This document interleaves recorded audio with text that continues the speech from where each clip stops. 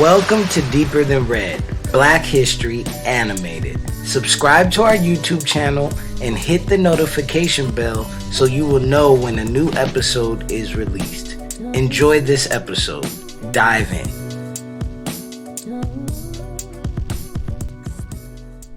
On January 20th, 2025, President Trump declared diversity, equity, and inclusion work illegal. He issued executive orders terminating all DEI work in the federal government. He also revoked numerous past executive actions that were implemented to promote equality and justice. What does this all mean? To understand what's happening now, let's take a look at the history of affirmative action and DEI. After 250 years of American slavery, Black Americans were declared quote-unquote emancipated by the U.S. government. It's important to remember that the 14th Amendment of the United States Constitution states that no state shall make or uphold laws that impede upon the privileges of American citizens. However, the federal government never enforced this part of the Constitution in relation to Black Americans. For example, after American slavery ended in 1865, for the next 100 years, Jim Crow laws were created which made it impossible for Black Americans to purchase homes, send their children to decent schools, and obtain well-paying jobs. By 1960, Black workers made 60% less on average than white workers.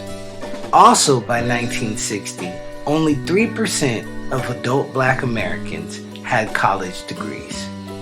In 1961, President Kennedy signed an executive order requiring federal contractors to ensure that their staff were hired without regard to race, creed, color, or national origin.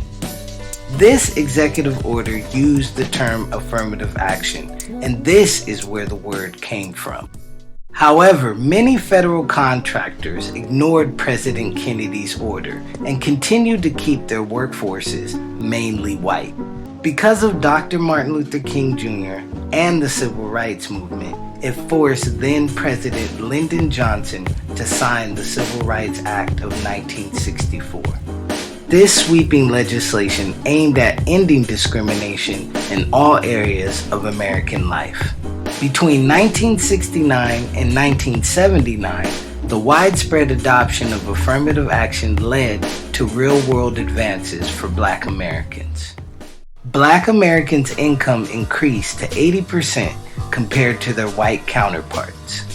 This is 8 percentage points up from a decade earlier. Colleges adopted affirmative action, and the number of Black people enrolling in colleges went up 83% from a decade earlier.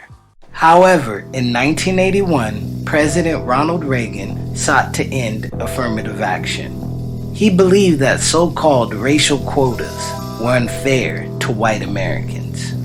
As a result, a slew of lawsuits rose up to challenge affirmative action practices all over the country. In 2020, George Floyd was murdered by a white police officer. A wave of public protests roared across the country. American corporations faced public pressure to show they were actively confronting systemic racism.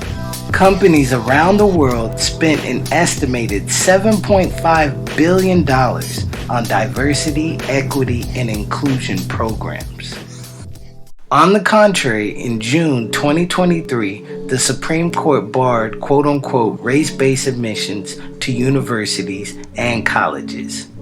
Reversing decades of legal precedent, the Supreme Court ruled that race-conscious college admissions programs were unconstitutional. The ruling caused colleges and universities across the U.S. to abandon any type of affirmative action. Then in January 2025, Donald Trump spent his first few days as president targeting all civil rights laws. He declared these laws illegal. His executive order pressures organizations, schools, and local governments that receive federal funds to dismantle any DEI work if they want to continue to receive federal money. Civil rights leader Nelson Mandela said this of affirmative action: "Affirmative action is not a threat to either standards or individuals. It is an internationally recognized mechanism of redressing past wrongs." What do you think? Please comment and let us know.